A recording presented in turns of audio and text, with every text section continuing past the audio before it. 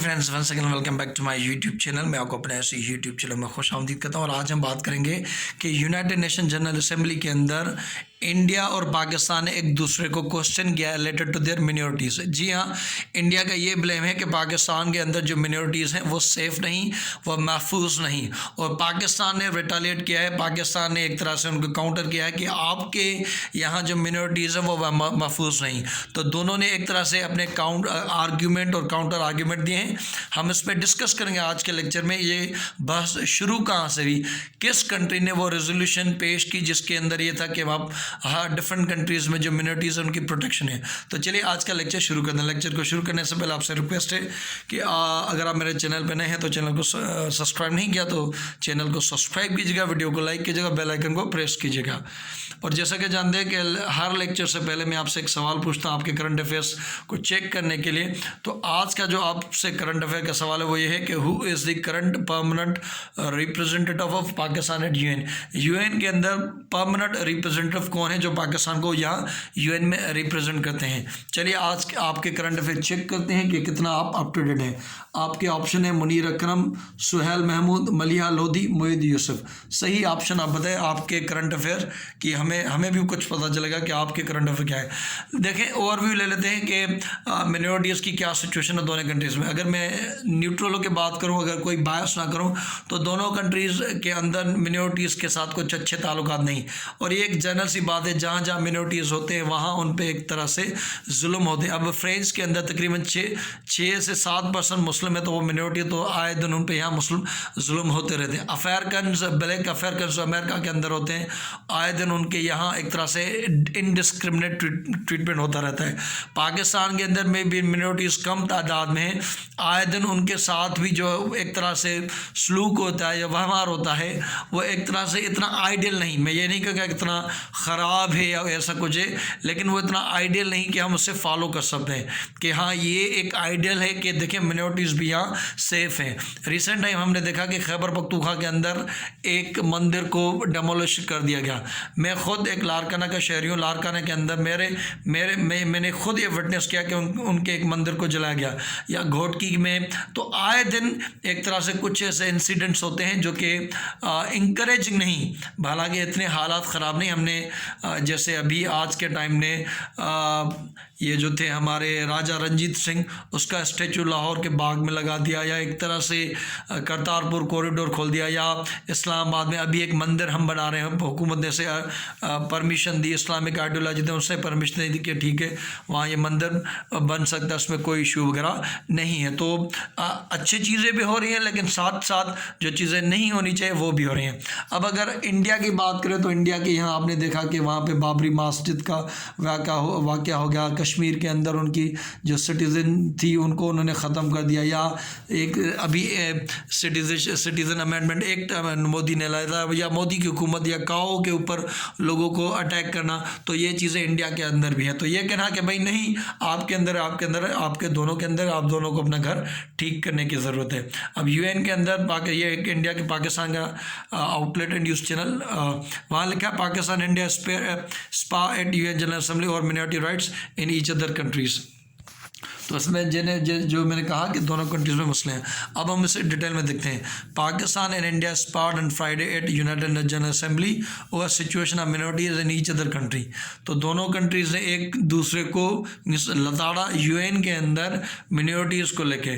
अब ये जो रेजोल्यूशन दी ये को स्पॉन्सर्ड की थी पाकिस्तान ने, जिसमें कंडेम किया गया था damage and destruction of religious site. ये सऊदी ने मूव की थी और डिफरेंट कंट्रीज ने सपोर्ट किया था कि हाँ ये सही बात है। जब पाकिस्तान ने सपोर्ट किया तो इंडिया ने एक तरह से अटैक किया कि भाई आप तो बात ना करो। आज के टाइम में आपने रिसेंटली एक मंदिर वहाँ पे एक तरह से उसे डेमोलिश कर दिया, जो कि मैं ऑलरेडी डिस्कस कर चुका हूँ। वो हिंदू श्राइन था खैबर पख्तूनख्वा के करक तहसील में। अब ये पहली दफ़ा नहीं है कि एक तरह से मिनोरिटीज़ के इशू को लेकर इंडिया ने एक तरह से आवाज़ उठाई है।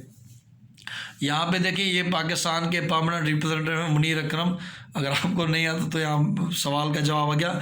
I am happy that UN general assembly today adopted by conscious resolution sponsored by Pakistan, Saudi, Egypt, UAE जो कंट्रीज़ हैं कि उन्होंने एक कंडेम किया है जो कि मिनोरिटीज़ हैं उनको, जिन मिनोरिटीज़ की जो रिलीजियस है उनको अटैक किया जाता है। ये सऊदी अरेबिया ने दी थी, इसके अरब कंट्रीज़ ने सपोर्ट किया, Egypt, Iraq, Jordan, Kuwait, Yemen, Bahrain, Sudan, Oman, United Arab Emirates, फ़लस्तीन, इन्होंने इस चीज़ को सपोर्ट किया। बांग्लादेश ने भी, सेंट्रल अफ्रीकन रिपब्लिक ने भी, क्वाटल Guyana, Mauritania, Morocco, Nigeria, Pakistan, Philippines, Venezuela, इन्होंने इस चीज़ को सपोर्ट किया। तो यहाँ पे इस मौके को लेके इंडिया ने एक तरह से एलिगेशन लगाई पाकिस्तान के ऊपर कि आपने करक में जो किया, लेकिन पाकिस्तान ने ये जल्दी वहाँ पे एक तरह से अगेन उसका जो राइट ऑफ रिप्लाई था, क्योंकि जब आपके ऊपर इल्ज़ाम लगता है तो यूएन में अंदर आपको रिप्लाई का राइट मिलता है कि आप अपने ऊपर जो एलिगेशन लगे हैं उसका जवाब दे सकें। तो उन्होंने कहा वाकई ये वाक़या पाकिस्तान के हुआ, लेकिन हमने जल्दी ही उन बंदों को अरेस्ट कर लिया। देखिए ये चीज़ अच्छी बात थी कि जिन लोगों ने किया उनको छोड़ नहीं दिया। जैसे इंडिया के अंदर होता है कि आपने काव, अगर कोई मुसलमान, उनके रिलीजन वालों हैं कि वो काव वगैरह खा सकते हैं, स्लाट कर सकते हैं, लेकिन इंडिया के अंदर ये काव वेंडलिज्म, मोब लिंचिंग, जो मुसलमानों को पकड़ पकड़ के उनको माना या जय श्री राम के नारे वगैरह आपने देखा। ये वोट है तो जावेद जाफरी जो कि इंडियन एक्टर हैं वो भी आए थे और एक नारा मशहूर था, ये मिट्टी आपकी नहीं, इसमें हमारा भी खून है। तो ये एक नारा मशहूर था। तो पाकिस्तान ने कहा कि हमने उनको अरेस्ट कर लिया है, हमने वो मंदिर रिपेयर करने के लिए और हाईएस्ट कमेटी ने कह दिया, और रिपेयर हो भी गया। और जुडिशरी जो हाईएस्ट कमेटी, हमारे चीफ जस्टिस ऑफ पाकिस्तान, उन्होंने उसका नोटिस लिया और जो पाकिस्तान के हाईएस्ट लीडरशिप ने उन्होंने क्रिटिसाइज किया। जबकि आपके यहाँ आपकी जुडिशरी बाबरी मस्जिद ने वो जो मस्जिद की दी जगह, आपने वो हटा के आपके सुप्रीम कोर्ट ने वो हिंदुओं को दे दी। आपकी जो प्राइम मिनिस्टर वगैरह उन्होंने इस चीज़ को क्रिटिसाइज वगैरह नहीं किया। और इन चीज़ों को गिनवाते हुए यूएन के अंदर पाकिस्तान के जो रिप्रेजेंटेटिव, उन्होंने कहा कि आपने तो सिटीज़न अमेंडमेंट एक्ट का एक्ट लाया, जिसमें आपने सिर्फ मुसलमानों को कहा कि आपने अपनी सिटीज़न वेरीफाई करनी, कि आपको अपने डॉक्यूमेंट्स वगैरह देने पड़े, जिन्होंने national register of the citizen कायम किया कि आप अपने डॉक्यूमेंट्स लाएं, आपके पास डॉक्यूमेंट होंगे तो आप सिटीज़न, और नहीं है तो आप सिटीज़न नहीं। 2002 में गुजरात मास्कर जब मुसलमानों को मारा गया, आपने उस पर क्रिटिसाइज किया, आपने उस बंदे को प्राइम मिनिस्टर बना दिया। दिल्ली के अंदर लोगों को आपने मारा। 1992 में अब जैसे मैंने बाबरी मस्जिद का वाक़या हुआ, और 2020 में आपने उन सबको आज़ाद कर दिया। और एक तरह से अभी जब कोविड का पेंडेमिक हुआ तो आपने मुसलमानों को कहा कि ये इससे स्प्रेड कर रहे हैं। आपने कहा कि ये जो बंदे तबलीगी जमात वाले बंदे हैं, उन्होंने आपने कहा कि इन्होंने इस तरह से स्प्रेड किए। आपने लव जिहाद का नारा था कि ये जिहाद को प्रमोट वगैरह करते हैं। और ये जो एक तरह से उनके यहाँ विजिलेंटिज्म हुआ कि आपने उनको काओ के बुनियाद पे आपने कहा कि हम काओ की मदर को सेक्रेट नहीं करते, उन पे आपने कहा। मुसलमान बंगाल के जो मुसलमान थे, आपने उनको टर्माइट्स का एक्स्ट्रा जुडिशल किलिंग, कश्मीरियों के साथ जुल्म हुआ, तो वहाँ आप मुसलमानों पे जुल्म के साथ चुप हो।